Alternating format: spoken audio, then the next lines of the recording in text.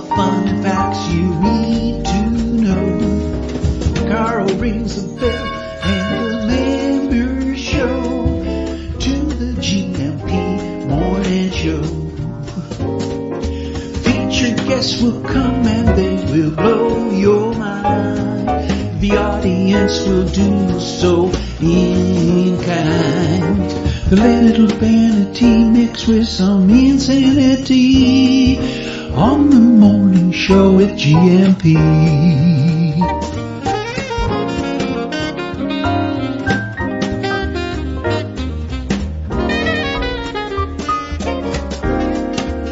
Hey, Gumpers.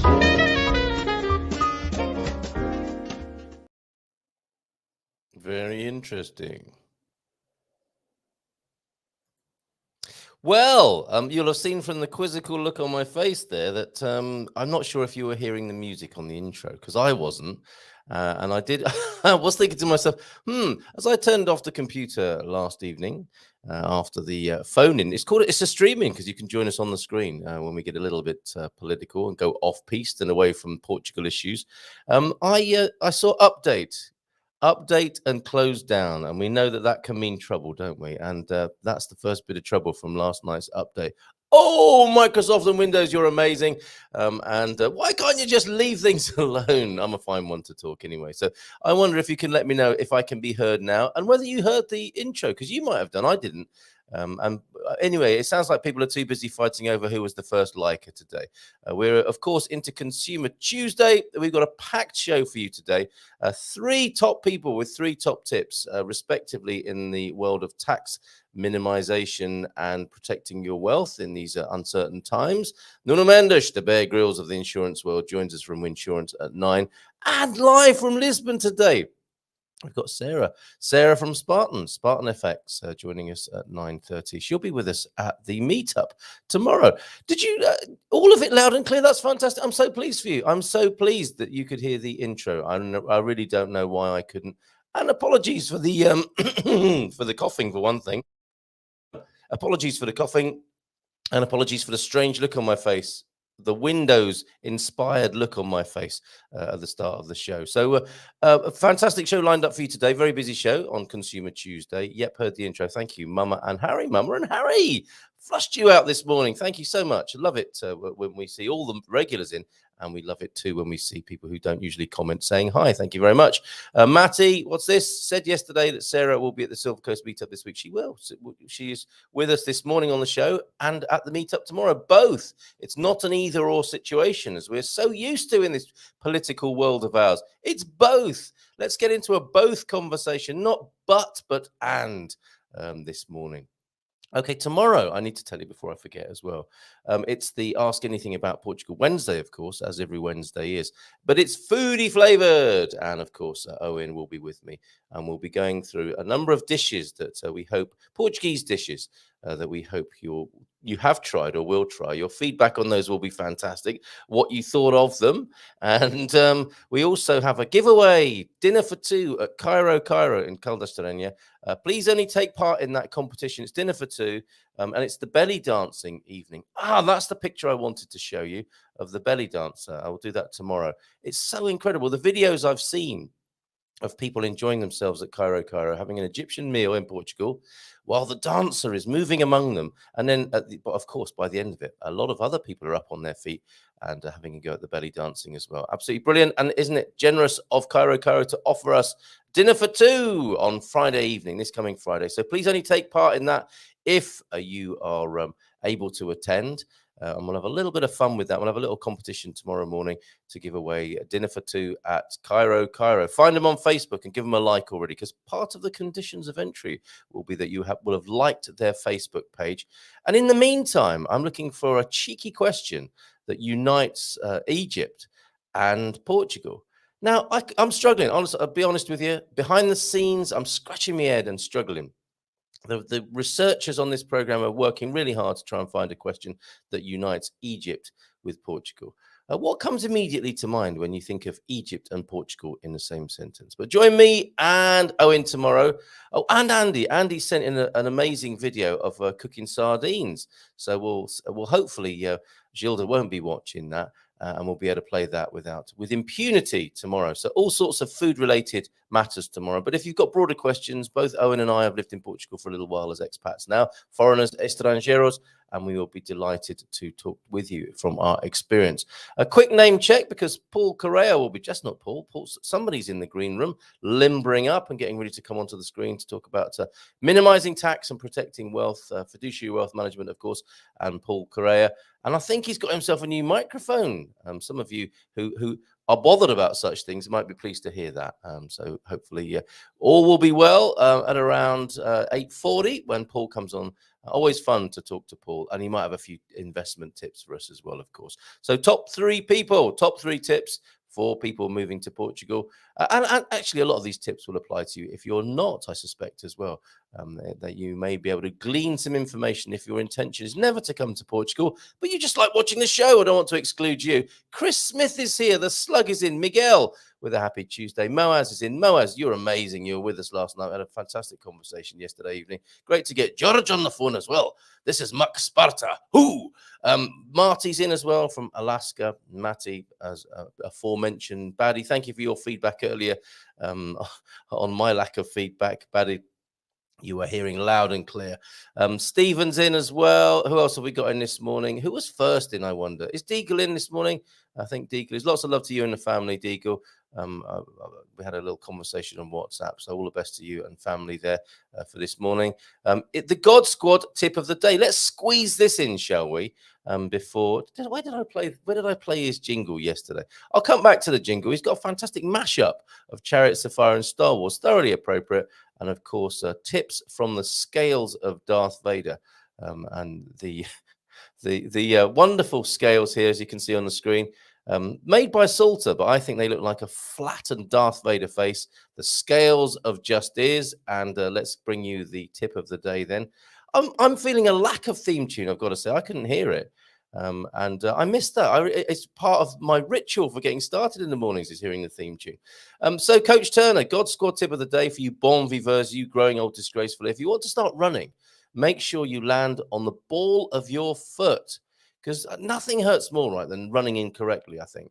And you can put yourself off the whole idea, can't you, if you wanted to go for a little bit of a jog or a run. Make sure you've got your technique right. And we've got videos on this. We do have all of the videos that Ian made. Remember those? All in one place. So drop me a line if you want to see those. This allows the muscles in your feet when you land on the ball of your foot, ankles and calves, to act as shock absorbers and springs. And you need those as you get on a bit, don't you? And you're not so flexible and supple. So learn to run correctly so that you can enjoy your running rather than it being painful and that putting you off. That reduces the chance of injury, but also improves running efficiency as your foot lands under your center of mass. That's a really nice way of putting it, isn't it? As you step onto the scales. I'm just checking my center of mass. The force is strong in this one, helping you forward. So there you go. More tips to follow from the Coach Turner as we head towards Gibraltar very soon this morning, of course. Paul, first up, top three guests this morning, and we're talking about tax minimization and wealth management with Paul. We'll talk to Nuno about insurance in Portugal with top three tips as well, and Sarah from Spartan Effects, who's live here in the capital and will be with us at the meetup tomorrow. So let's pop over, shall we, to Gibraltar this morning and see how things are and see if Paul's a runner. Good morning to you, Paul. Hey, how you doing? Hello. Please. What a lovely. Is that a microphone or a heater you have in front of you? That's quite incredible. I can see you, Paul. Nothing happening there for the time being. Okay. Let us come back to Paul in just a little while. He can't, a little bit of a tech difficulty by the sound of it. Reshab with an hola bon dia, Carl, as well. How you doing there, Reshab? Let's go to a few of these comments while waiting for Paul to get the tech sorted out over there. Oh, goodness, Nuno's joined us already. And I think we can hear Paul now. Can we hear you, Paul? Or can you hear us, more to the point? No, he's tapping the mic. Can you hear me at the back? Is this thing working? Okay. He's going to be, I think, switch a few things around over that way. Nuno also getting ready. This is very exciting this morning. Bon dia. Give us a thumbs up when you can hear me, Paul, because it's likely we can hear you as well. Oh, we've got 2 thumbs. There he is. How you doing, Paul? Very well, thank you. And you? You can hear me by the sound of it, but we still can't hear you just yet. So if you can switch your microphone on, that'll be awesome. So we'll come back to you again in just a minute. Deagle, bon dia, Carla, Gumpers, from a dry at present Belfast, looking like showery sunshine until Thursday. Then a nice weekend low in the 20s there. And Moaz, bon dia, Carla, e todos. And the slug, what's the slug's message this morning? I think T-Duck's on the move. We might not hear from T-Duck this morning. Bon dia, Gumpers. Feliz dias a todos. Don't tell anyone you heard it from me, but I heard a rumor that a very good friend of mine may be joining the San Martino de Porto meetup tomorrow. Who's that then? Sadly, I can't make it. It's not in the Redwood Forest. Or maybe we can make a little cool box for you, a slimy cool box to bring you over. Will Rogers' quote of the day then, if pro is the opposite of con, what is the opposite of Congress? Ooh, pithy, political pithiness there. Let's try Paul again, shall we? How you doing, Paul? Can we hear you? Can you hear me now? No, we're not here. We're still not getting your vocals. And we know there's amazing information wanting to come from Gibraltar this morning, but we'll persist with that.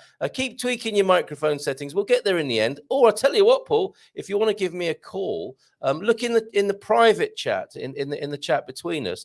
I think you might have my number anyway, but I'm going to put my number in here and we'll get you in on the phone if all else fails, because we can see you on the screen, which is great. And if you just ring me on the phone, we'll have the voice as well. So let's do it that way. Give me a buzz on, it's on the screen, 00351 913 590 303. I see you've got some great help there. And are you gesturing to me? The number again is 00351 913 590 303. And we'll stand by on the phone here. I'm ready for your call to come in, Paul. And I'll put you back on screen. Okay. Isn't it fun? Well, it's we're running the technical gauntlet this morning. I've had no intro music. Paul's struggling with his sound, but I'm certain we will get there in the end with our persistence. And it was yesterday in Portuguese history. I believe it was the birth of Pessoa. We missed that. Doesn't mean we can't go back and have a look. Today in Good Morning Portugal, not history, but actuality, reality. My like is number 4. Who doesn't like a number 4 first thing in the show? What does that mean? As the Americans would say, what does that even mean? Oh, that makes absolutely no sense. Hola, bon dia, alegria a todos de Pombal Soleira. So a sunny Pombal. It's a bit muggier, I suspect, as it is here. It's nice and warm on the Silver Coast, but my goodness, the humidity last night, I think, was at 78%. Yay! It's interesting. Some names, says Moaz, are highlighted after the @ and others are not. More technical stuff. I think that means they left the chat room. I wonder if Paul is trying to ring me or not. Let's put the I'll put the fader up and we'll see if he is giving me a call. I think we're all set this end to receive a call, either on WhatsApp or the time. So no cheeky so-and-so's ringing in while Paul's trying to make contact. Have we got you there, Paul? So still no vocal. So let's get you on the blower as well. If you call and just have your headset on so you can hear me, and we'll use the phone as well. Nuno's here though. Are you there, Nuno? Have we got sound with you?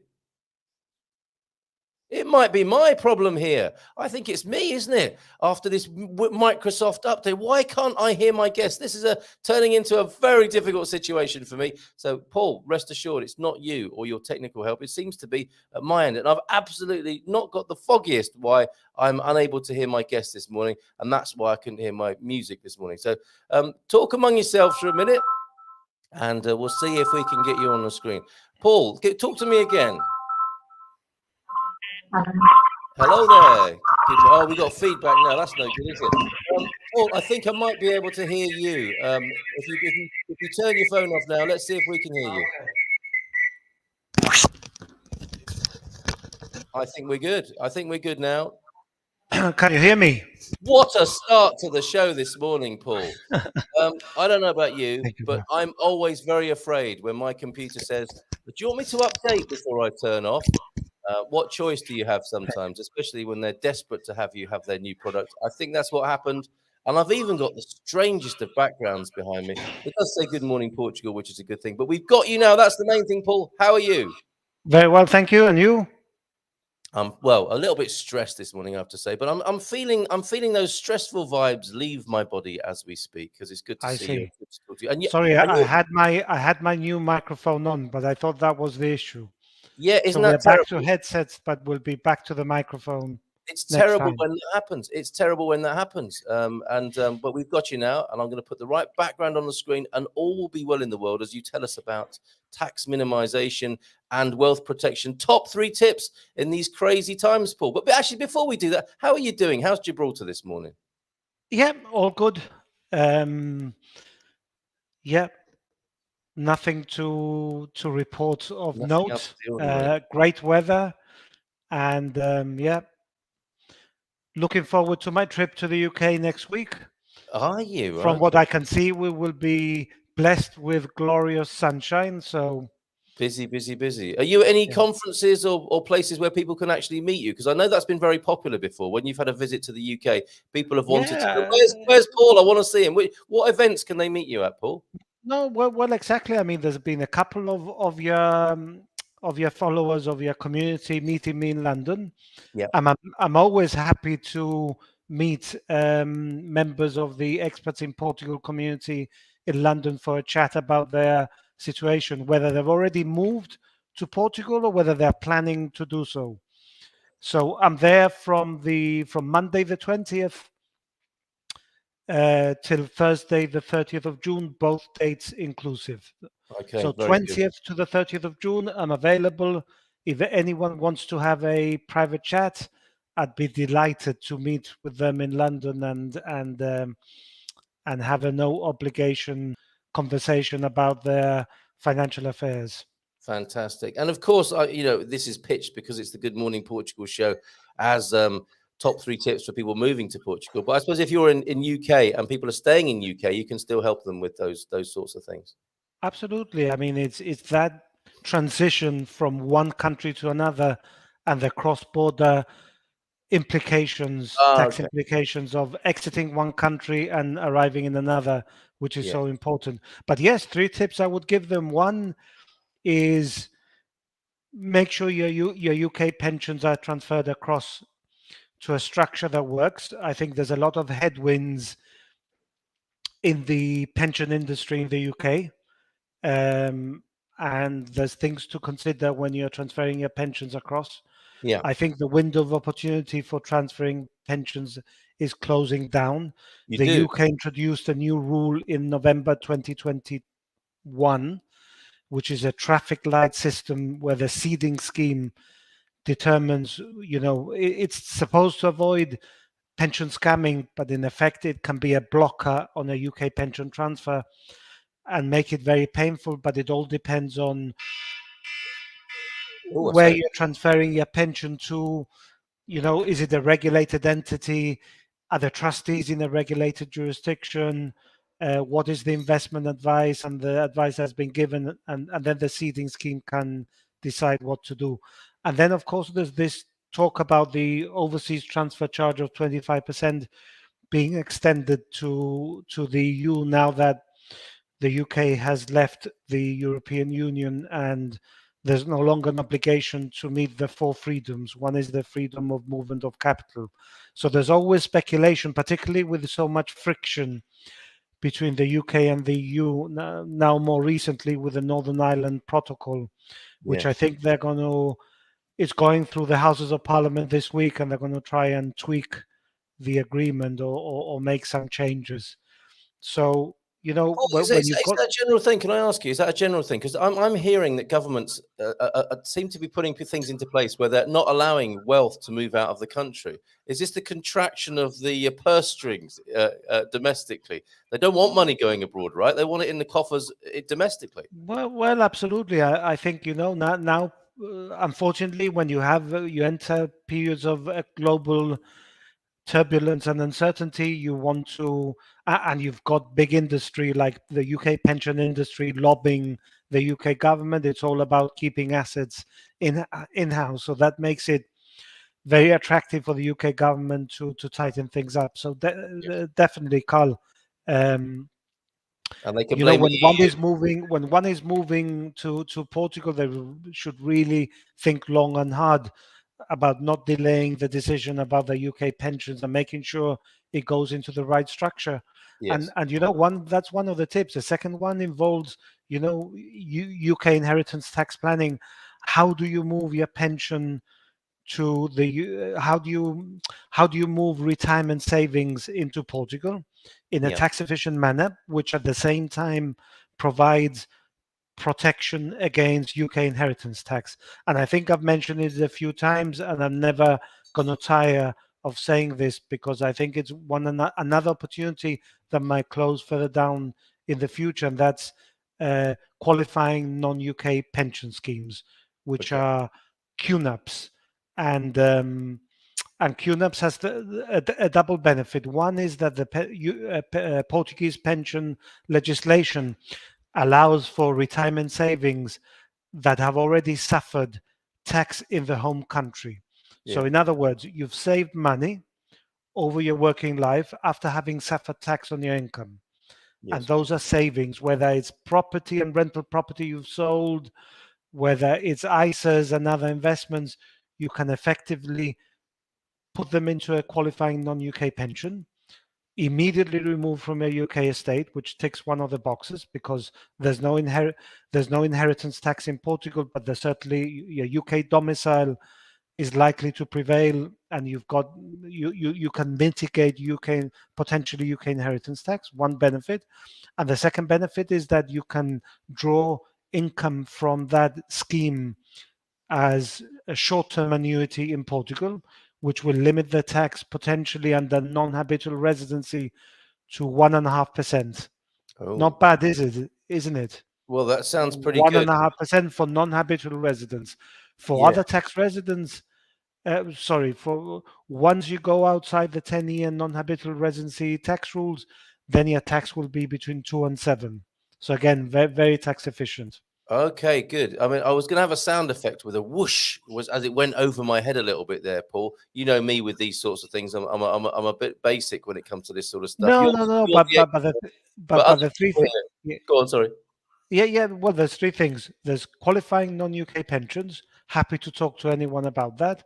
Yeah. Two benefits: UK inheritance tax mitigation, and very low tax on income drawdown in Portugal. Yeah. So extremely tax efficient. I doubt you'll find anything more tax efficient than that. The second thing is the headwinds in the UK pension industry, and Yeah. the importance of making sure that you transfer your pensions across before that window closes. Yeah. Which it might. I'm not saying it will, but it might. And the third thing I would say is a constant theme, Carl, that we talk about, which is the volatility in the global economy and in financial markets. We've seen on Friday, US inflation hit its highest level, 8.6. Yeah. It's now deeply entrenched in the US economy. Indeed, in the global economy, Germany has come with record inflation. And whilst monetary policy can help curb inflationary pressures from the demand side of the economy, there's nothing you can do about supply side disruption. Mhm. So, the war in Ukraine and how that affects supply side, energy and food supply, major issues. I wouldn't be surprised if oil hits $150. And the way the US Federal Reserve is raising rates and central banks are following suit, I don't think it'll be long before we enter into a recession of some kind. And either the central banks are happy to push us in the direction of a recession to try and dampen inflationary pressures, or they backtrack very quickly. And I think whatever happens, I think commodities are well placed to benefit from this climate of high volatility, economic uncertainty, slowdown that is coming our way, because inevitably it's coming. I mean, they've got two choices. There's a fork in the road. Do you try and curb inflationary pressures, or do you allow the economy to go into recession and keep raising rates, keep the quantitative tightening? And look, central banks seem to have taken the route that they are prepared to let the economy tank so long as they can control inflation. So interesting times, and it's important that that clients have a good advisor by their side. Look, I think when we target our clients, we look at, we can break them down into categories. Yeah. Those who are moving to Portugal, Yep. those that are living in Portugal already Hmm. and need sound advice in this period. We're entering a period of high uncertainty. Clients that have been orphaned because they've lost their advisor after leaving the UK, or the advisor has gone AWOL in Portugal, which happens. It does, doesn't it? Yes. It happens. Trust me that it does. Yes. I've heard of that. Dissatisfied clients with their current advisors. That's a Yes. fourth category. Those that have never used an advisor. That's a fifth one. Yeah. And the sixth one is those in receipt of new monies that want to diversify their risk across different advisory firms. And I will say one other thing in terms of tax that we haven't mentioned, the three things. And I don't think I can expand on this in this conversation, but one other thing that people in Portugal can do if they scale down their main residence and reinvest the sales proceeds, it's a very tax efficient way of avoiding Portuguese capital gains tax. Okay. And Okay. this is something I'm happy to discuss on a one-to-one basis. So sometimes it happens as you get older, you want less clutter and you want to scale down your property because it's difficult to manage. So And true. if you do that, you can release equity from your property to sustain your lifestyle in retirement and avoid Portuguese capital gains tax. Oh my goodness. So it sounds like Pam here with this question. Can you stay for a bit longer? Because we were late starting. Nuno, can you give us a few more minutes? I hope you can. Okay, he's giving me a nod. So, Paul, are you all right for 5 or 10 minutes more? Because Yeah, I'm good. Here. Brilliant. I have a house in the UK. If I sold it, is it better to buy an annuity with that money? What's the threshold for capital gain? So that sounds like a conversation with you. Is a good Absolutely. I mean, I would if Pamela were to sell her UK property. Yeah. When we say an annuity, I have to, I think, qualify that statement because it's not an annuity in the way British individuals would think that they go and they buy an annuity. Right. It is dressed up as an annuity in Portugal because Portugal has very favorable tax rules when you draw your income as an annuity. It's still held within a pension fund. You're not forfeiting your pension and buying an annuity because the danger of that is that there's no means of passing it on to the next generation. Yeah. You lose it. The annuity, sometimes your surviving spouse can get 50% of the annuity, but it certainly doesn't pass on to the next generation. So when I talk about an annuity, I say that it is dressed up as a short-term annuity, but it's still a pension fund, so it still has the benefit of passing it on to your heirs. And the threshold for capital gains in that scenario?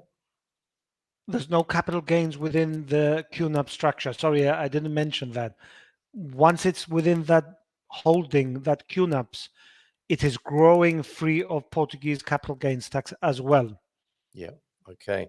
Thank you very much, Paul, for that. There you go, Pamela. How about that? But I'm happy to meet Pamela in the UK if she happens. In Portugal, I believe. So, but that can all be done, of course, on Zoom. And you've no worries with Paul's technology. It was me, not him. If you have a Zoom with Paul, all is well. You won't have the same problems that I caused this morning. As people were telling me, look at this, Carl, we can hear Paul. That must have been excruciating for everybody, for which I apologise. The background here, Trevor Jones is here. Trevor and Shannon, of course, in that lovely video that we recorded, talking about their Premium Plus membership experience. Thank you, both of you, and great to see you here this morning. Wow, the dollar is really moving against the euro. Looks like further gains after the Fed meeting tomorrow that was mentioned as well, Paul. That's going to be a big day for the world, isn't it, tomorrow? Yes, I think Trevor raises a very important point. I think short term, the dollar may well continue to rise for the simple reason that the Federal Reserve is being more aggressive in hiking interest rates, and the 10-year bond is front running what the Federal Reserve is doing. So the 10-year US Treasury bond or Treasury bill was 3.21% at yesterday's close, roughly. Yeah. So yes, the dollar short term will increase, but I think when the economy tanks, the dollar is, for Trevor's sake, the dollar is set for an almighty fall in value. It is not sustainable to see. In the same way, I've been thumping my fists on the table and saying the economy, the US economy has to tank. I will Yes. say that the US dollar short term might increase a bit more, but long term, it is due a major correction.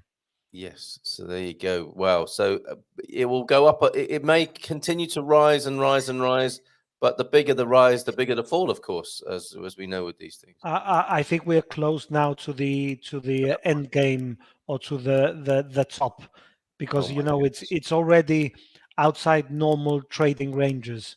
That's Yes. when it becomes susceptible to a major correction. And as I said, the US economy can't continue raising rates indefinitely because it's Indeed. not sustainable. Well, Sarah's with us at 9:30 to talk about that more, about the euro and the dollar scenario, the dollar and the dollar and euro, of course, but the euro and GBPs as well, and any other currency that you want to talk about, the major currencies around the world. So it'd be interesting to talk to Sarah and pick that up at 9:32. Oh, it's Paul today. Look at that. A fan there in the form of Austin. I'll definitely have to catch up later as we're out and about this morning. So yeah, come back to this, Andy, who is coming through Austin's profile this morning. Yes, check out what Paul's been saying this morning. Yeah, and our community are talking about that Fed meeting and the rises and falls of the euro and the dollar pairing. Sounds like the Fed is going to raise 75, not 50. What does that mean? So US dollar to euro moving on that expectation. What's that? Well, what it means basically, Carl, is that the Federal Reserve will increase rates, interest rates by 50 basis points, which is Okay. half of 1%. Now, Yes. Marty is correct. It looks like they are. I mean, if I was a betting man, I would say in all probability it's going to Yeah. be 75 basis points, because Yeah. they need to be seen to be aggressive. Yeah.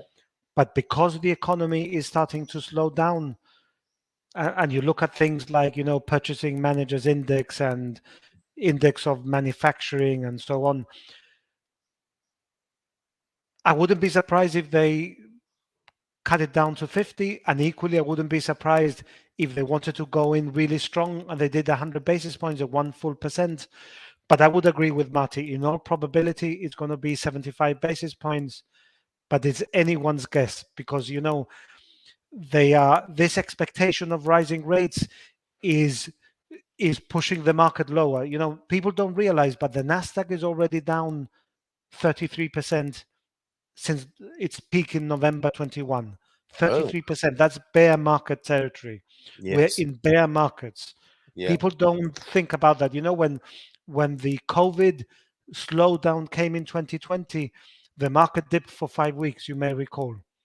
Yeah. Well, Yeah. this is, the declines we're seeing now are much greater than that. And Yes. guess what? With further rate hikes, that market is going to roll over. Yeah. It's going to roll over. So Wow. it'll be interesting to see, what does the Fed do. Do they Okay. continue this aggressive policy, and the economy goes into a recession, and the housing market in the US drops from the cliff, and then it spreads into the contagion effect spreads into the global economy, and we see a slowdown of some sort, or a recession, a mild recession? Or do they stop and think that they've done enough as it is? It's a difficult one.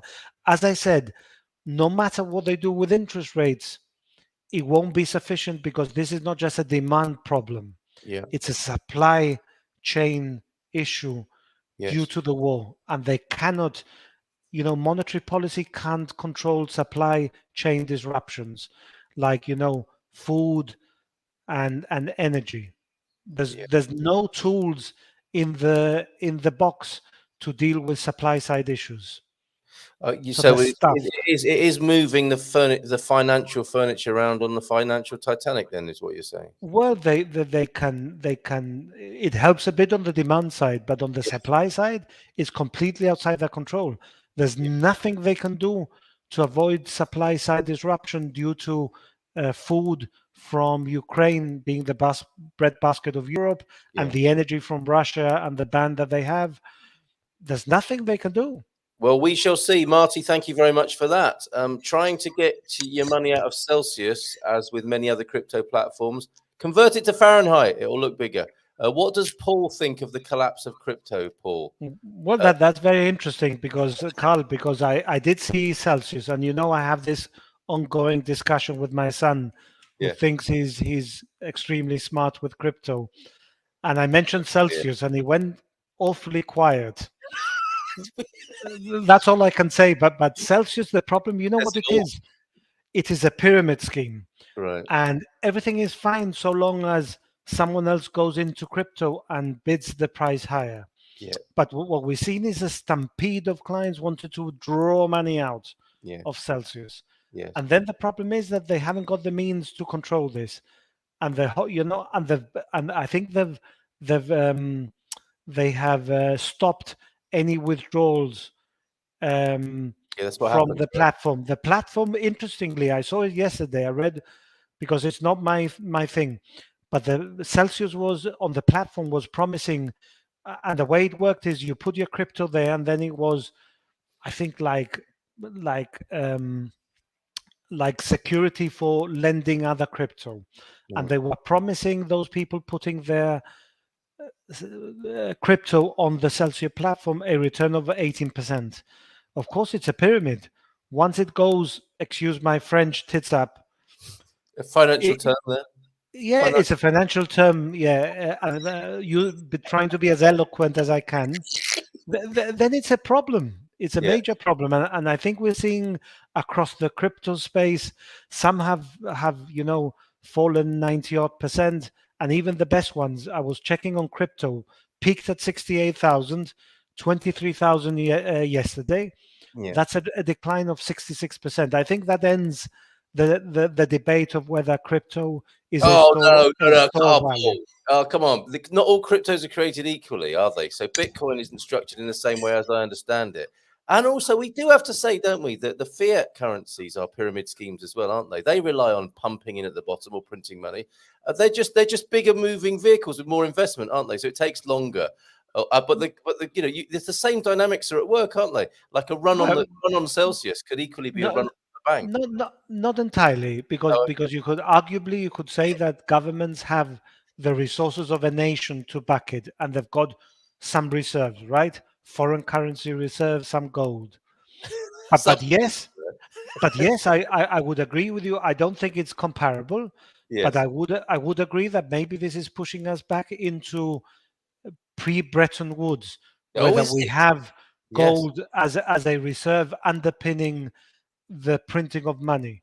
Maybe it's pushing us in that direction. I would agree to that extent. And will Joe Biden come onto the TV on Sunday night like Nixon did and say, do you remember that when Nixon said, he knew that it was about to collapse in America. So, but he framed it differently, didn't he? He said, we need to dig in now. We need to look after ourselves. So I'm not letting you have any of your money unless it's a really good reason. And actually, there aren't any good reasons. So we're keeping all the money. We're not going to let the banks run. We're going to hold it all together. I'm going to get rid of. We're selling all the gold off to Russia, or whatever. He didn't say that, but these sorts of things were going on behind the scenes when Richard Nixon brought in that measure to stop America collapsing. It could happen again, couldn't it? Well, I don't know if it was the same period as Nixon, but the U.S. Treasury Secretary at the time was Paul Volcker. Yeah.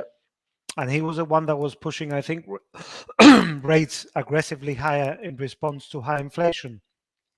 The thing is, the inflation we're seeing now is comparable or exceeds that period, the early 70s. Yeah. And that's when the price of precious metals went through the roof. So I think everything we're saying, a client came back to me the other day, last week, in fact, and said, everything you were saying since 2020 is coming to happen. I said, yes, I'm just 2.5 years behind, which has been really painful. But I think but I think we were right. What we didn't expect was that the central banks would pump so much money into the system. But it's certainly moving in the direction that we thought it would. Yes, I can attest to that. All the time we've been talking to each other, your precious metal tip has been at the forefront, hasn't it, of the strategy. Paul, just a couple more questions there because we need to go to Nuno. And insurance in Portugal, top 3 tips. Is it better to take advantage of the exchange now or leave money in the US to collect higher interest? I guess you can't give advice like that in a definitive way, but you can be indicative, can't you, here? Well, indicative, it depends whether Trevor is a US national or not. If he's not a US national, but look, Trevor might want to buy some US Treasury bills Yes. because it's paying a return. A 10-year Treasury might pay them 3.2. Yes. But if inflation is running at 8 or 9%, what is 3.2? So, Yes. it's a Get in difficult one. touch. I would, yeah, it's a difficult one. I'm happy to talk to Trevor separately to understand his specific situation. Yeah. Yes, sounds like he's got a pretty good grasp of the situation, but a chat might be good. Great to see you here this morning, Trevor and Shannon. Do you help your clients with the Golden Visa investment funds option, Yep. Paul? Yep. Do. We Okay. do. I mean, it's normally unregulated funds. Yeah. So you have to be a sophisticated investor. Yeah. Because it's not our main theme or what we do. Yeah. But yes, in answer to your question, we can arrange that you can look at some funds which qualify for Golden Visa if they don't want to go the property purchase route. Yep. Okay. The conversation continues in the chat. The interesting thing there is the last phrase, I am not a capitalist, lol. The problem is, of course, everyone has to be a capitalist in this society, isn't it? It's like being on a football pitch and saying, I'm not a football player. And the ball gets kicked at you and you're like, I'm not a football player. And you've just got to deal with it, whether we like it or not. For the time being, until we come up with a better idea, humanity. Thank you for all the advice from Trevor. Parting comment then this morning, Paul. It's been great to talk to you. Sorry about the trouble at the beginning. Always fantastic to talk with you. Always exciting. People glad to see you here. What's your final thought? Thank you, Carl. And all I would say is 2 things. One, anyone wants to see me in the UK, I repeat, I'm there 20th to the 30th of June. Yep. Anyone wants to have a private chat, drop me an email. There you go. Paul.Correa@fwm.gi. Fantastic to talk to you. We will see you again soon. Have a great time in the UK, Paul. Bom dia. Take care. Love to Gibraltar. Ciao, ciao. And love to the UK, ciao. Of course. Bye-bye. Fantastic. There he goes. Paul Correa. Paul.Correa@fwm.gi for Gibraltar. Not a .com, not a .pt, but a .gi there. Oof. It's been quite a morning so far, hasn't it? But the fun, it continues as we bring onto the screen Nuno Mendes from Winsurance. How you doing, Nuno? Did you find that interesting? Good morning. Yes, interesting thing. I like this theme about finance. Oh my goodness. So can we extract from you a bit of a view about the Portuguese economy and how it bobs up and down in the midst of the financial waves of the world right now? Would you dare to call anything, or are you a more cautious man from the world of insurance? You will not want to heard my opinion regarding that. We so do now after you've said that. Oh my goodness. Okay, brilliant. Well, so good to see you on the screen. Paul had a top 3 tips for us there on wealth management. What have you got for us from the world of insurance then? Okay. So we are talking about health insurance and travel insurance. So the basic things that people need when they are once they are in the process of getting the visa. But after being in Portugal,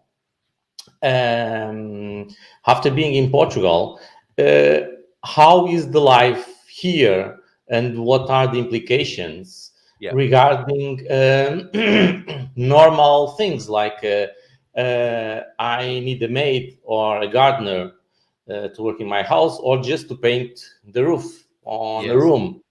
And it's me as owner of the house who need to have an insurance if something happen. For example, if the maid falls down the ladder or whatever. So be cautious about those normal and usually things that we think that, well, they are normal things and never happen anything serious, but things happen. And for example, in Portugal, for all that have a maid working in their houses,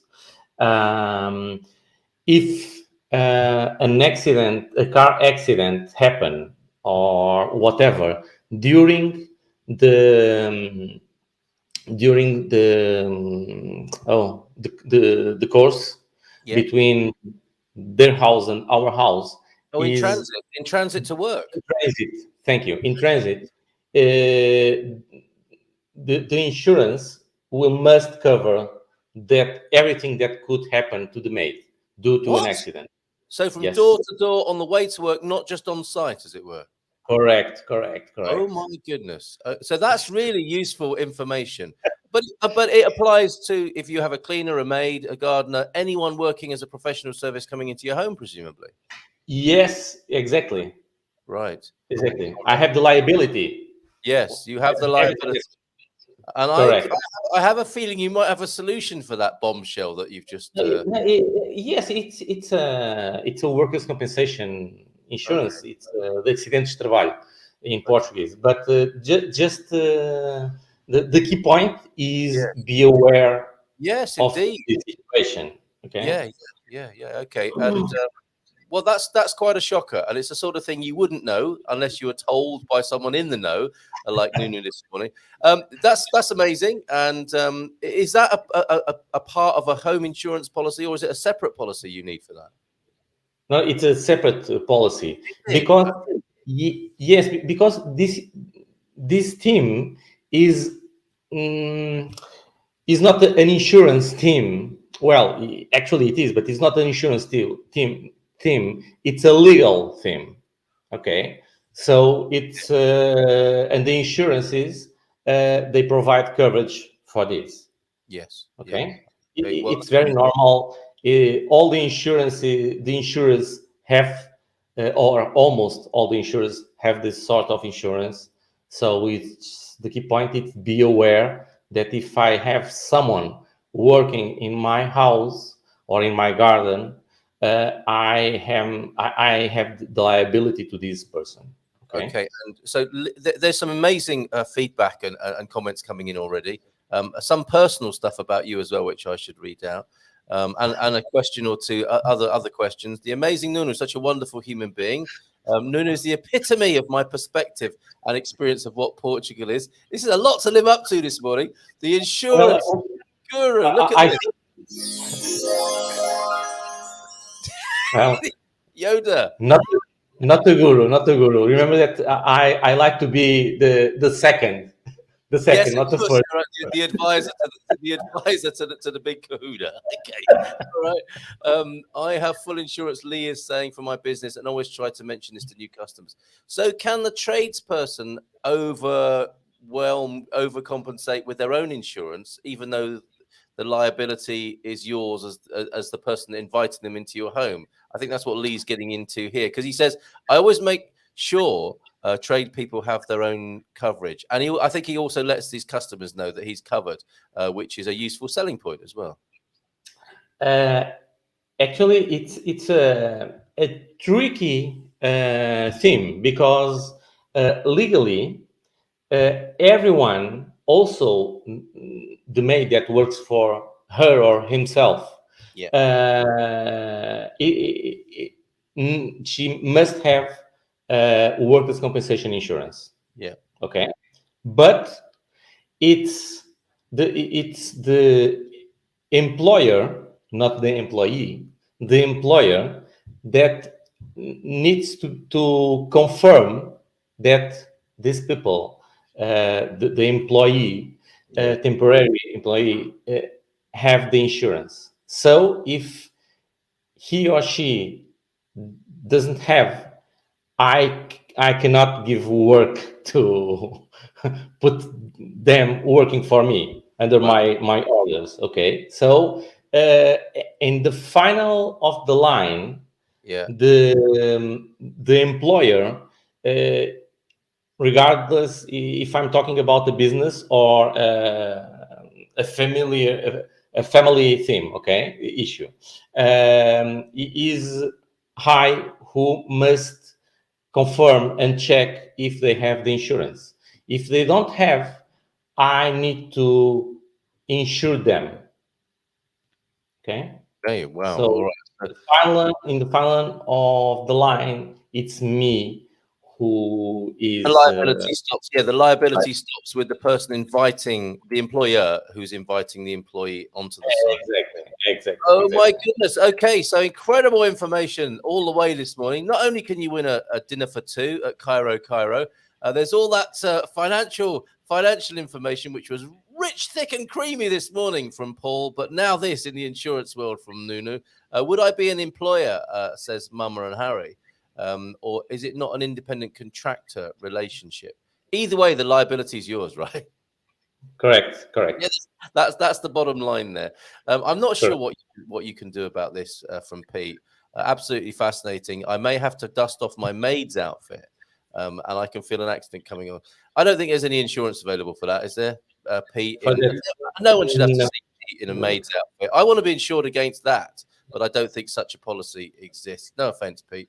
Talking about liability in business, would Nuno have an insurance for a pain therapist? I was not able to get one in the Netherlands. Oh, okay. So alternative practitioner insurance, people doing things beyond the realms of everyday medicine. Alternative therapists, have you got a professional indemnity insurance for those characters? As far as I know, we don't have a specific insurance policy for that. Okay. But there are health insurance policies that also covers that. Actually, in the Portuguese Ordem dos Médicos, I don't know the word in Portuguese. It's the association of all the doctors, okay, that regulates the sector of medicine. There are 5 specialties recognized by the Portuguese government. Oh, no, but this is Matty's the practitioner. I think he wants to insure himself when he visits. Yes, there are an insurance. It's an E&O.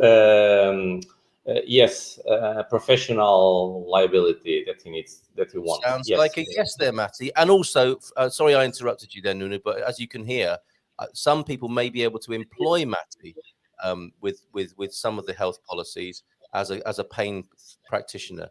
So that's a useful thing for you to find out, Matty, I think, over a beer with Nuno, is which policies have those 5 areas that are beyond the normal realms of everyday medicine, and pain management therapy might be in there, and you might get more clients that way, Matty. But yes, you can get coverage as a professional as well. Question from Rishab for you before we go to those other 2 top tips.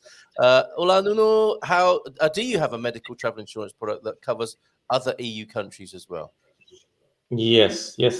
Actually, for all that already or are within the process of getting the visa or already are living in Portugal, we have an annual travel insurance policy with huge limits, with unlimited travels during the year, worldwide cover. So the answer is yes. Okay, excellent stuff. I think Jim's not forgiven me yet for interrupting you there, because you were about to say what the 5 areas were, and we didn't get to find out. But for the sake of Jim and other people, I think, who might be curious about this, would they be certain things like chiropractic and herbalism and those sorts of things? Yes, and acupuncture also. Okay, yeah, great. Yes. All right. Yes, Okay, I don't know. The 5, but I have this, and I will write to Jim. Yeah, they tend to be, don't they? Things like chiropractic, osteopathy, herbalism, and acupuncture. There, the usual suspects, I suppose, that are in the grey area and not totally out there. But that will be a matter for discussion, I think, with Nuno. So if someone who is employed by an agency but comes to work for you, people are very interested in this particular theme, comes to work for you at your home consistently, repeatedly, who carries the liability? Still you, right, as the homeowner, I'm thinking. Yes. Ultimately. Yes. All right. For example, if I'm running a business, Yeah. I must have my employees covered through workers' compensation insurance. Okay, there you go. If one has a health policy in another country that pays Portuguese health providers for services rendered, is it still mandatory to have coverage from a Portugal insurance company? Is this when you're in the D7 territory, Marty, I wonder? But what do you make of that from what you can see there, Nuno? Let me see if I understand correctly the question. Oh, okay, let me put it back up. Yep. So the insurance policy is, let's say it's an American, it's an American health policy, and it's paying out in Portugal. Is that okay? This depends. If we are not talking about the D7, Yeah. okay, there's no why they must have an insurance policy in a Portuguese company. Yeah. We don't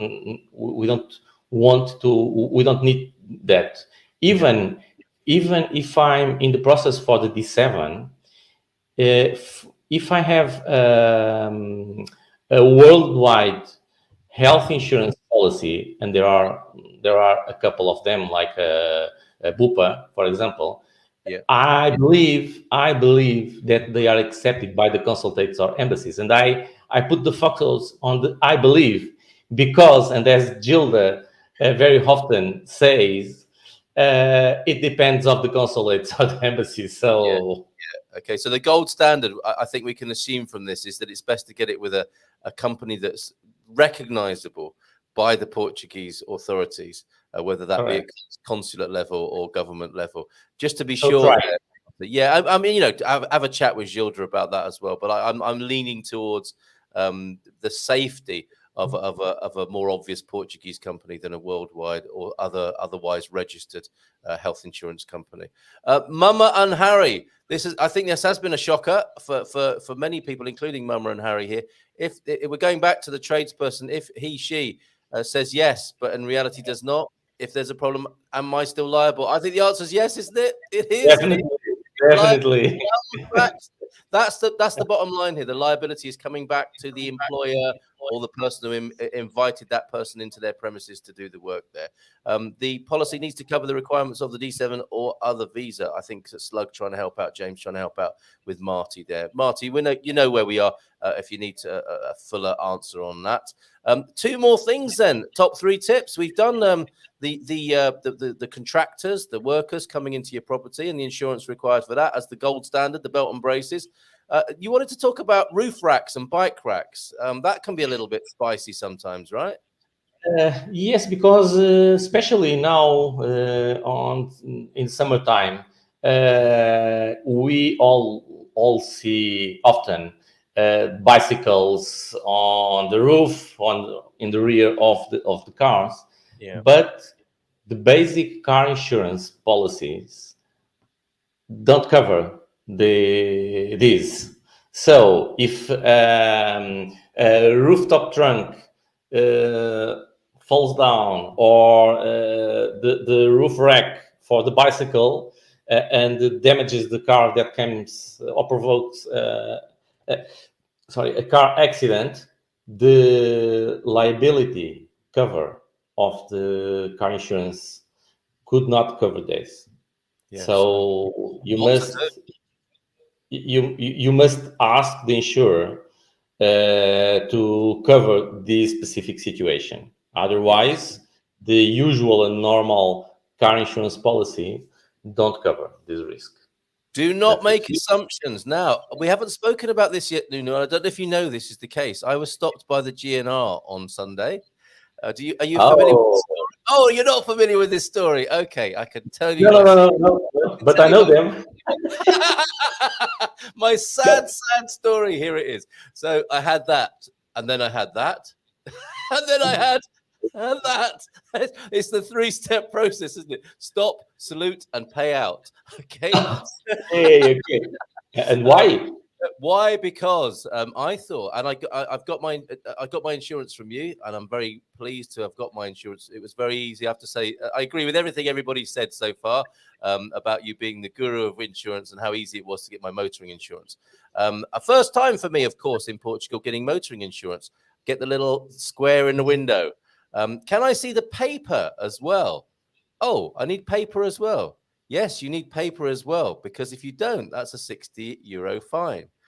It could be worse, because if you don't have the square, that's a 200 euro fine.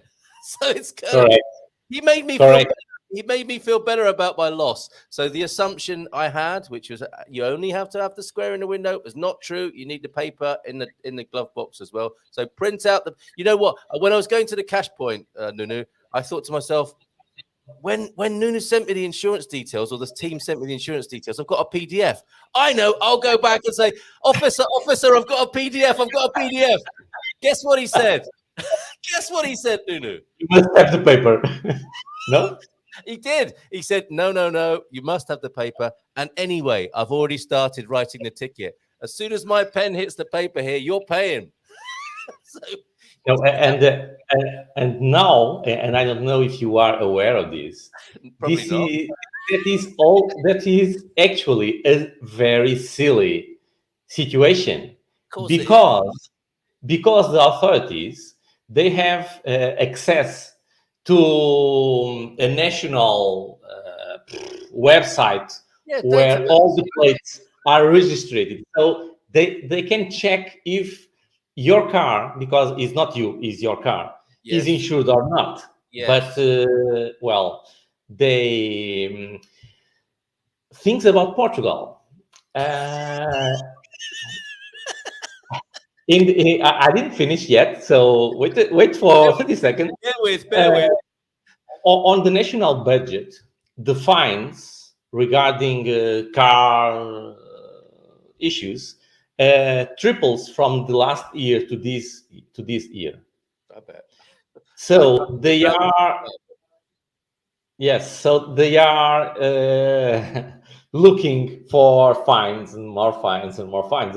That's how they invest. I don't know how many millions in plenty of radars across Portugal. Is because of this. So, Nuno, I'm having a moment here. It's not about serve and protected. It's about making money. Say it isn't so. Oh my goodness. Now you understand why I don't want to comment your first question of today that you did to me. Do you remember? Well, somebody says here, Nuno for president. Now, it's just like wishing somebody a happy birthday before the day. It's bad luck to wish a Portuguese person the president's job. I think nobody wants that job today. I don't think so. Stop it. But, I mean, to be fair, I'm glad that to know that all of those public enemies who are driving around without the appropriate paperwork in their glove compartment are being cracked down upon. They are a menace to society, aren't they? If they haven't got that piece of paper in their glove box, I mean, goodness knows what other sorts of damage they might be causing to society. And it is very, very strange. And you're right, Nuno, to point this out. All they need to do is probably read your number plate, like what's it called? The number plate recognition, the NPR system. And they can tell if you're insured or not. They don't need to take you through that whole process, do they? Yes, they have that. They have access. They accede to that. Yes. That's why. Well, mainly in Lisbon. I'm abroad, Lisbon, out of Lisbon. I think I never saw this, but in Lisbon, it's common that we saw some vans of the police with a computer, because they are recognizing the plates if they have an insurance or not, and if they don't have insurance, they just stop. But welcome to Portugal. Well, and I tried to pay him with my card because I thought it might be a little bit progressive and technologically advanced in that situation. I just wanted to get out of there. I mean, I ran the gauntlet. I think I passed 20 questions. Have you got the triangle? Have you got the vest? Can you sing the national anthem? Only joking. You don't have to be able to sing the national anthem. But yes, I've got that. Yes, I've got that. Yes, I've got that. Oh yeah, we're going to be okay here. Have you got the piece of paper? No. And there's a little smile on his face. I had a quite nice chat with Officer Gomes. It was very interesting and educational. But it serves us well, because I will make a video about it so everybody knows. Well, actually, my advice to everybody is to get a small filing cabinet that you can tow behind your car with all of the relevant documents in. But then they'll need to speak to you about insurance for that, because I imagine towing a trailer needs another level of insurance as well.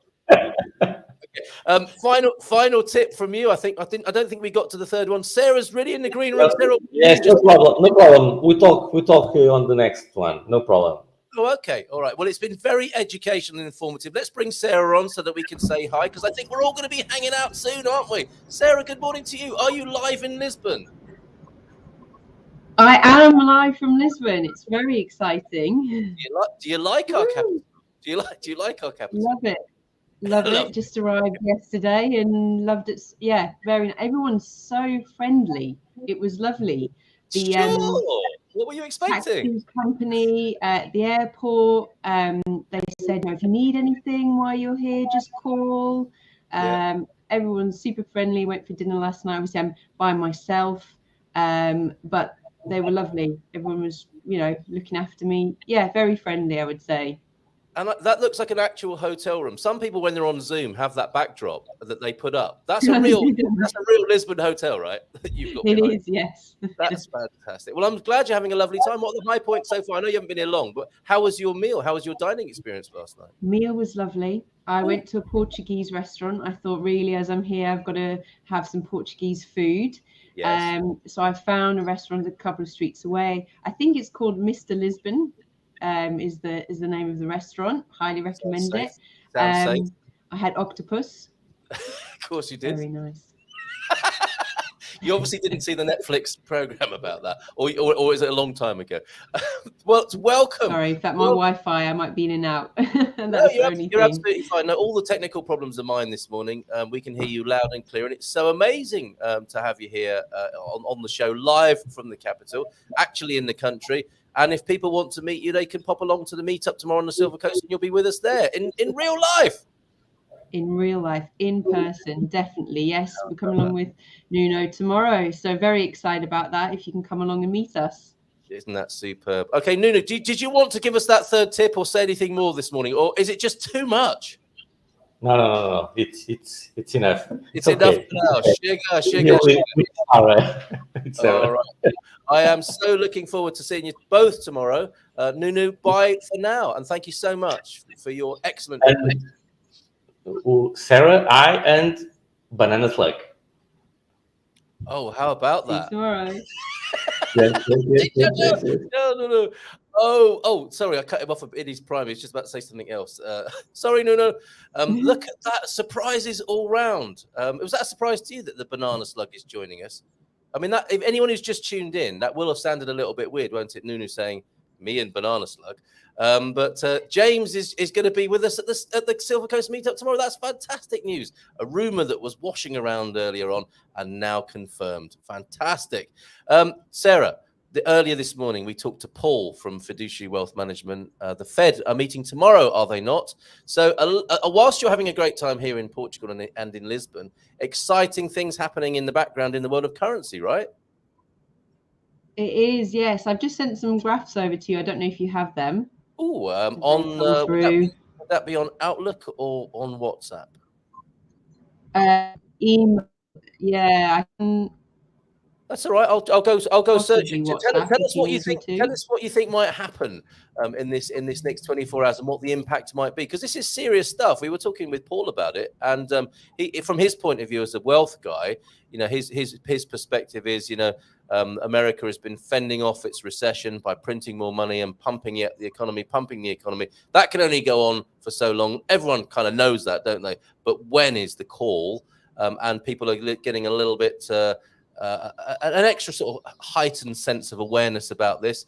It could be sometime soon. I don't know what your view is on that. Yeah, absolutely. The thing is that as we look at the rates, they're very volatile at the moment. There's a lot of things, different things going on. So obviously at the moment, if we look at sort of selling your US dollars and buying euros, if you can find that graph, we're actually back to very good levels again. And that's brought on by a couple of things. One, we've had a little bit of euro weakness. Yeah. So actually, again, there is a bit of tension still with the Russia-Ukraine war. We saw earlier in the week that Russia had actually struck Ukraine's capital. And then also the Kremlin obviously would, throw out the warning that if people support Ukraine and send them weapons that he'll retaliate. So that's still going on in the background. There's still kind of a lot of tensions. Obviously, Europe is a lot closer and slightly more ties to Russia. We also had ECB interest rate decision out as well, which initially spiked the euro because the ECB signaled that they would have 2 rate hikes over the next 2 meetings with a possibility of a 50 basis point hike in September. But quickly the markets became concerned that ECB didn't really have quite a plan. The bank's looking at tightening its policy, which could have a different it could affect the Eurozone countries very differently and poses significant financial stability risks for the whole of the Eurozone. So we've had a bit of euro weakness on the back of that. And also, I think I've mentioned before, the US dollar is seen as a safe haven currency. Yes, so indeed. whenever we've got these sort of tensions, it's, that happened with Ukraine-Russia war, we've got this. Again, people are flocking back into holding US dollars, which is very positive for the US dollar. So, we've got quite a also supported by a very aggressive policy action from the Federal Reserve. So again, a bit like the UK, to be honest, there's things going on in the background that sometimes overshadow news. So again, similar to us, we've got a interest rate decision out on Thursday from the Bank of England, which could be high, which would only be positive, which still could be, but it might not be as positive as it usually is because of all the other things going on. So I think I've mentioned on a few webinars before, there's a lot of things that move markets. So the things that, and unfortunately, especially your pandemics, war, natural disasters, anything like that, unfortunately can move the markets very dramatically. But we've got no control over, we can't forecast them. It is very difficult. So, if there is a sudden stop to the war, we may see actually that would have a huge impact on the US dollar because that would be great news to end the war, might give it a little bit more certainty. People would pull out of the US dollar as a safe haven. So regardless of what's happening, maybe with the Federal Reserve, if something like that happens with, the Ukraine and Russia war stopping, that will have a bigger impact. So data coming out, that is usually what we normally look at to see.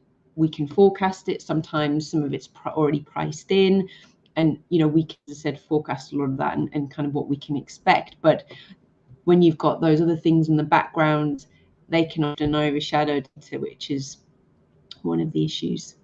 Okay, so there we have the thank you for that, Sarah. We have the euro plummeting against the dollar, and there you go. Yeah. So I've switched it around there. Usually we look at euro US dollar, but obviously this might make it a bit easier for customers that are selling US dollars and buying euros. But again, if you look, it's pretty good rates again.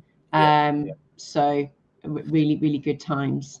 Okay, and that so my alarm or dramatization there. As things go, it still remains the safe haven until there's actually a domestic problem in the United States and a recession is confirmed. That's when it might change. But all things remaining equal until that moment, the dollar goes from strength to strength against the euro.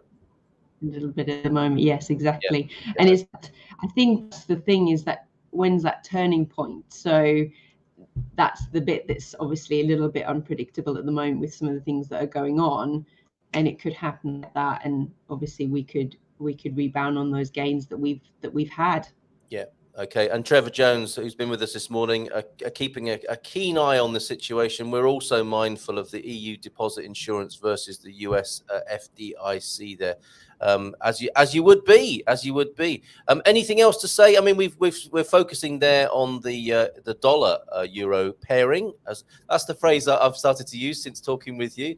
What other pairing news is there? Aussie dollar or the Canadian loonie? Anything else to report?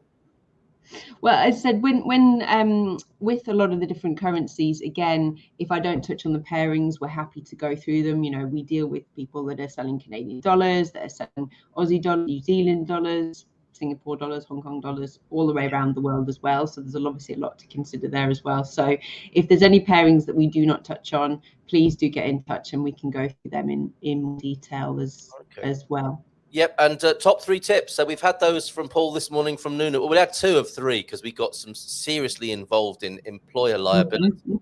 If I can guess what they might be from Spartan, you might be able to give me marks out of 10 here. I would, if you know, we've spoken a few times. You've educated me in this matter. I would say, not necessarily in this order, but one tip would be to think about it sooner rather than later. Don't leave it too late. So that it isn't in that order. The first one probably is to open a free Spartan FX account. And you do that sooner rather than later, because you don't want to be trying to transfer your mega millions the day before the deal. And maybe the third tip is to get to know the team and do a little test transfer to make sure everything's working all right. How did I do? Very well. 10 out of 10. Hey! Hey! I was called a doctor last week because of my performance. So maybe I'm a FX guy now as well, officially, after that. Absolutely. No, you're spot on. I mean, definitely from our perspective, I would definitely give those tips from a Spartan FX perspective. It's free to open an account. There's no obligation to use us, but definitely get in touch. That's what the team are here for. We can speak to you through the process, but also through these times of uncertainty with the exchange rates. But I think the other things that I would say more from your perspective is, rightly said, Carl, plan before you leave your home country, plan before you need to make a purchase. So there's 2 things within that. One is actually the process and how you're going to move your money. So there's little things like, for example, we see that there's a lot of people, especially Americans, that maybe have moved now, maybe haven't bought, are renting, and have just moved across to Portugal. And now they're thinking, right, I want to buy a property, or now I'm definitely settled here and I want to move the rest of my savings over. And it's become maybe a slightly more challenging through using their bank, especially while they're here in Portugal. That's what we generally find. Also, your online banking will have a limit you need to do each day. So again, if you're purchasing a property, you don't want to be having to transfer every day for 2 weeks in order to make that, which that's not a problem if you have to do that. But again, it's bearing that in mind with any deadlines that you need to make. It's not going to be a quick transfer. Yes, exactly. It could take time. And the other thing as well is so the process. I think I've mentioned it before. You know, it may be that you need to sign some documents. Oh, I say we've heard other people may be logging on in the hotel to the documentation or get an international card reader or whatever it is from your bank that you need to do before you go. So again, it's worthwhile doing that research.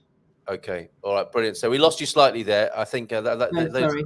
No, not at all. Not your fault. I'm sure in a hotel when people are using the Wi-Fi, it has its highs and lows, just like currency. We got the tip of that. Your card reader, a very practical tip there. And a situation I think expats find themselves in.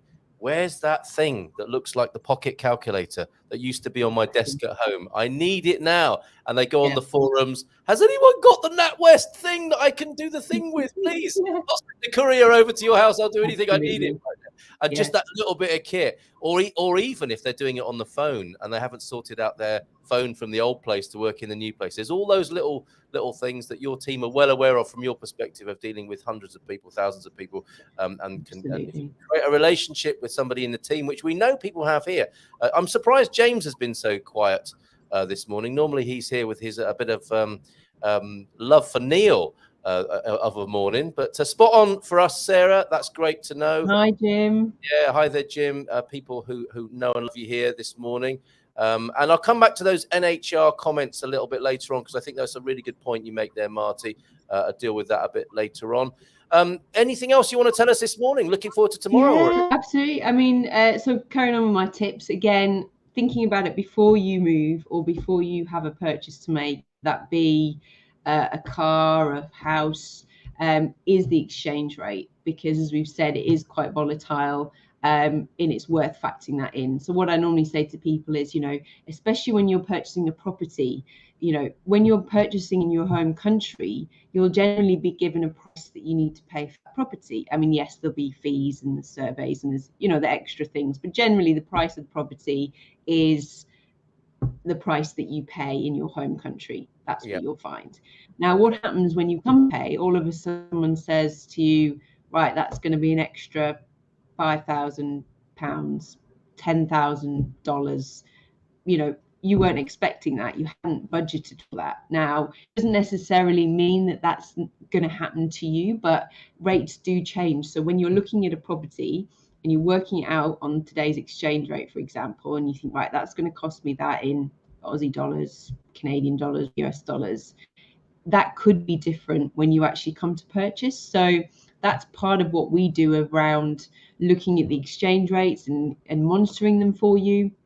Or the other thing that you can do is we can fix the rate for that future payment, and that's normally quite helpful for property purchases, because what we're doing is, yes, everyone wants to watch for a better rate of exchange, which is ultimately what we're doing, but often, especially when it comes to property, we're helping you keep within your budget. So if you've got a specific budget that you want to keep to, or have, that peace of mind that you know how much that property is going to cost, we're able to do that by, you can fix the rates, or you can buy all your euros up front. So even if you haven't got a bank account open yet in Portugal, you haven't got an end destination yet, that'd be a lawyer's account, we can hold the euros on account free of charge for you. So that will make it a little bit easier if you wanted to take advantage of the rates or buy euros in advance of a property purchase or your move. That can certainly be done as well. And I think the last point, which really sort of ties into all of it as well, about people you think using your bank, is what I say to people is that whenever it comes to anything sort of financial, you always go to an expert. So you've got your tax expert, you've got your insurance broker, you've got your mortgage broker, you've got or agent. You always go to a specialist, and really this is no different. This is what we're doing every day. And as Carl said, you can speak to the team and get to know us and have that relationship, just like you do with your financial advisor or whatever the services that you use. But not like other currency exchange companies, where you can't have that close relationship with the team. Sarah, fantastic. Look at this. I missed this. A great lineup for this fanboy today. I love Nuno. I love Sarah and Neil. Mentioned in the pictures. Superb. Okay, so people, I think, excited about you turning up tomorrow. Is it true you're going to be at the meetup? I think somebody said. All right, meetup is tomorrow. It's Tuesday. Yes. Well done, Matty. Come on, keep up. And Sarah will be with us tomorrow. We have set up a festa especially for you here in San Martino de Porto. There's music every night for 10 nights. We're some way into that now, Sarah. We have got all sorts laid on for you. The finest drinks, the finest food, partying all night long. So you're going to have a great time here tomorrow, as will anyone else who pops to the Bay. It's a really good week to come to the meetup because we're right in the festa of Sant'Antonio here in San Martino de Porto. So really looking forward to seeing you tomorrow. Have a great day in Lisbon today. You out and about looking at the sites, or are you back-to-back business meetings? Back-to-back business meetings, but I will be meeting up with Jerry, Astrid, and Sally later, which will be lovely. But I have to say that I said everybody's been super helpful anyway that I've met, but Sally particularly has been wonderful and really helpful with my trip. She is. She so is. And there's more love there in this community for Sally too, and all the wonderful work she does behind the scenes that not many people get to know about. So shout out to Sally this morning. Thank you, Sally, for all you do. And thanks for helping, Sarah. We will see you tomorrow, Sarah. Absolutely. See you tomorrow. Looking forward to it, Bom everyone. dia, tamanya. Ciao, ciao. There she goes. Sarah, live from Lisbon this morning. Not a Zoom, not a set piece Zoom backdrop, an actual Lisbon hotel, having a fine time in the capital. We're into the last 5 minutes of the show. We're not going to do a 2-hour show like we did yesterday. That was... I couldn't stop yesterday. Chris, yesterday was the day to tune in for the extra portion of Good Morning Portugal. And who doesn't like an extra portion first thing in the morning, I have to say. Yeah, there were some difficulties with that video. I wanted to do an edit because it was 2 hours long and it seemed like a little bit too long. And I wanted to make the please stop part of it a separate video, so you didn't have to watch for an hour and a half before getting to that. I do get that criticism. Why don't you timestamp your videos? Why do you advertise that and then not talk about it until 40 minutes in? I'm sorry, that does happen sometimes, but we're a daily show. We're not just straight up bang bang bang an informational video. We're serving a community here, and we have some fun. And it doesn't roll quite like some of the other. I'm not like the other boys. I'm a different kind of presenter, and we're offering a different sort of service here. So if you are watching our videos and as a service to other people, you want to timestamp in the comments, that would be really helpful. This is a really great bit, or skip over this bit. Carl's just waffling again. Feel free to do that. I won't take it personally. Great to see Paul. Great to see Nuno. Great to see Sarah. What a show we've had already this morning. Let's relax a little bit, shall we, with a few photos towards the end. But I do want to go back to some of these comments that were made before. Moaz saying, I read about this guy who applied to the non-habitual residency, the NHR scheme, and the following year he was hit by a big fine from the Portuguese tax authorities. Apparently his accountant gave him the wrong advice about NHR. It happens. It really does happen from time to time, and you'll be left with that fine. The professionals, it would appear, seem to be able to walk away. And you ultimately, just like, the maid or the worker coming to your house, it's down to you in the end when it's a matter between you and the government here in Portugal. I don't know what else to say about that. That is how it is. It's a bit like the tax situation.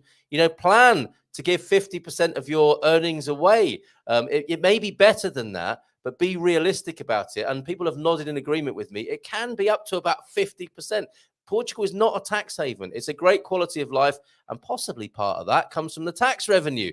But let's be completely transparent about this. These are difficult areas, and I take also on the chin what Marty's saying here. It's a real concern. It is a real concern. The lack of sound NHR business partners with Expats Portugal is a blind spot, in my opinion. I get what you're saying there, Marty. I think we do have people who can help you with that. The thing is with this area, with wealth management, as you could hear from Paul, there are so many moving parts and so many variables in this. It is very difficult to give a universal answer on these, especially these things, given the amount of money involved and the emotions in there. It's very difficult to give a universal answer in the way that we can with some, it's much more straightforward. It's not entirely straightforward, and that's life, but it's much more straightforward with currency or insurance. When it comes to wealth management, it's a lot to do with your personal circumstances. And we do have, if you go to our wealth management section in the business directory, we do have a lot of companies in there that can help you with different pieces. And as you've said, talk to EI as well. They haven't mentioned it to you. They have many moving parts as well. And I think this is a painstaking process, really.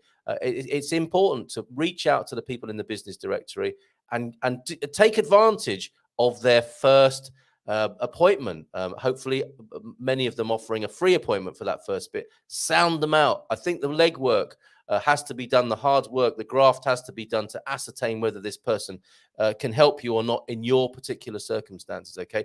So it is a tricky area. Totally take that on the chin.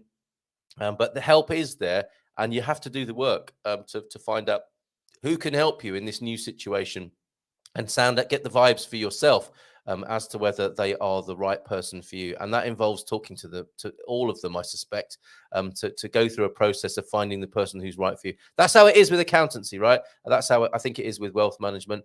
That's how it is with medicine sometimes, isn't it? Is you have to kiss a few frogs before you find your prince in any area of life. But thank you for that, Moaz. And you, Matty, always happy to tackle things here on the Good Morning Portugal show as best as I can from expatsportugal.com. I'm not sure if I said that this morning. And hola, bon dia, alegria from Carl Munson of expatsportugal.com here on the Good Morning Portugal live stream podcast and show. What else have we got here? Once it's all set up, it's nearly instant. 1 day from US account to Portugal account. In my experience, that's the currency transfer. I think we're not going to get to everything. EI covers NHR. You can see that in the business directory listings. We have a quote from them on NHR. We also have a quote from AFM. So help is there, but you got to make the call. Sarah, oh, sorry, I didn't see this. Do you offer products for Indian residents? INR transfer? I'm sure they do. Give them a call. It's worth it, isn't it? It's not going to cost you anything except the price of the call to find out how they can help you. As you know, the FX rules in India are insane. I suspect they will have experience of that, Rishab. Reach out. Trevor Jones, applying for the NHR is easy, but I still believe you need a competent accountant. You do. And you have to be on it. People close to us in the community have missed out and they've lost thousands on that. It does happen. Be careful. And Marty, I didn't take it as a criticism. Honestly, I'm just happy to respond to your question. We're all good. You and your team are a huge help to me. We are delighted to be so. Just wanted to address that. And next time Gilda is here, I'll ask her about the financial services in her agency. That's a great idea. So will I. So let's share a few pickies. It is past 10 o'clock, but I do want to share some things with you. Do you remember Gilda yesterday asking you if you eat karakoish, snails? No, not snake. Look at this. This was sent in to me yesterday, though. That is a Portuguese viper, which sounds a little bit, I think it was called a grass snake, actually, but often referred to as vipers here. That's a snake stuck in a French drain, which after it had digested the mouse or whatever it had eaten, it was thin enough to escape, but it was trapped there for a little while. Has that caused a little bit of a squirm around the community this morning? I also wanted to show you, which I didn't manage to show on the gardening Q&A last night. Mrs. M grew a chickpea. We've grown chickpeas for the first time. I think it's probably better to buy them in a jar. No disrespect to Mrs. M, but it's going to be easier to buy them in a jar from Lidl. That's the only one we had so far this year. The fly traps, we talked about that last night. So if you've got flies are a problem for you, if you want to undo your flies, as it were, the buzzy kind, this is the way to undo them. They come to a sticky end in there. Thank you to Brian for that. That's extraordinary. We were sent this full moon last night. Not that kind of full moon, Peter Bleach. This is Matty full mooning in Pombal last night. Apparently in real life it was much bigger. Who was a little bit jittery last night with the big old full moon? And finally, no, not finally, I've got some other things to show you. But look, to resolve the karakoish question, here they are. Ready to eat. Just scrape them off the post there. That was the best post on Facebook yesterday. Literally covered in karakoish. A little bit of olive oil, salt and pepper, obviously, and a bit of garlic. And you've got a meal right there. Karakoish for you. Takeaway. I did send that to Gilda. I said that's not the end because I also want to show you this beautiful Victoria Benson sunset here. Look at that down in the Algarve. Isn't that beautiful? Beautifully captured there, the little sailboat. It's almost like a children's drawing. No disrespect to Victoria, but you know, it's how kids draw birds and a sailboat. If you ask a child to draw a picture of the sea and a seagull, it might be like that. Isn't that beautiful? Fantastic. Thank you so much, Victoria. And look, today in Good Morning Portugal history, this is me in 2018 with one of the first Good Morning Portugal shows. Still had the same telephone number, which is the WhatsApp number, and still trying to get people to call in. Mrs. M on the screen there. I've got a new computer now. Not a whole lot better, it has to be said, than that one. But that's how we strung it together. And we padded the wall with cushions in the home that we were living in at the time for a bit of soundproofing. 2018, I think, what was that new thing called? The Good Morning Portugal WhatsApp line. Still the same number, 913-590-303 for requests. Oh, that's when we used to do music. Or leave a message. Out of showtime. Look at that. Fantastic. Recently upgraded that mixer. Thank you to you, T-Duck, for that. Okay. And Matty, yes, this was pronounced a goner yesterday on the gardening Q&A. Sadly, last bit of little bit of bad news to end the show with. The aloe vera plant didn't make it, but it has gone into the circle of life as compost in Pombal. Thank you so much. Phew. What a show this morning. Last couple of comments then. Don't forget to tune in tomorrow for the Cairo giveaway. We have Cairo. Why don't you like them now? So when you're in the Silver Coast in Kaldashtarania, you can visit. They are giving away a meal for two with drink, I think. You'll have to check on the T's and C's. T's and C's will apply. But why not go and have a look on Facebook after the show? Liking their page will be part of the giveaway tomorrow, but we're giving away a meal for two with live belly dancing. Tomorrow. Snakes! I'm not moving to Portugal anymore, says Rishab. But yes, tomorrow we're giving away a meal for two at Cairo here on the Silver Coast. And see you all tonight at the Moonlight in Portimao, a meetup there. And the Portimao meetup starts on Thursday. The Expats Portugal meetup, that starts on Thursday with Jack Polly. What are you talking about? The aloe vera is fine. You're in denial, just going through its brown phase. Yes, let's do a Monty Python sketch on that. Bring it along tomorrow and we can pronounce it. This aloe vera plant is officially expired. I think you'll find there. That was the professional advice from the head gardener yesterday. I'm sorry, Matty. I know you're very attached to your aloe vera plant, which I think you brought from the Netherlands with you. It is difficult. It is difficult saying goodbye to the aloe, if you see what I did there. Okay, thank you very much, everybody, for your bearing with my technical difficulties. It was all fine for you. Turns out it was just me. As I pulled off the Scooby-Doo mask, it was Carl all along who had the problems. Dad! With drink, I think fun and profound. I like it. What? Is that the snails you're talking about there? And Alaska it is. No snakes there in Alaska. That's true, isn't it? No snakes in Alaska either. Luckily, reptiles don't disturb me too much. Yes, swings and roundabouts wherever you are in the world. I think that's for you, Matty. Compost heap for that bad boy. All right. See you tomorrow then for the Ask Anything About Portugal special with me and Owen, answering questions about Portugal in general, Portuguese food in particular, and running the gauntlet of Portuguese dishes that we think you should have tried, and a bit of feedback from the barbecue and what's coming next for Owen. Speak to you tomorrow, but bears. We have lots of bears. What a note to end on. Ciao, ciao. See you in the morning.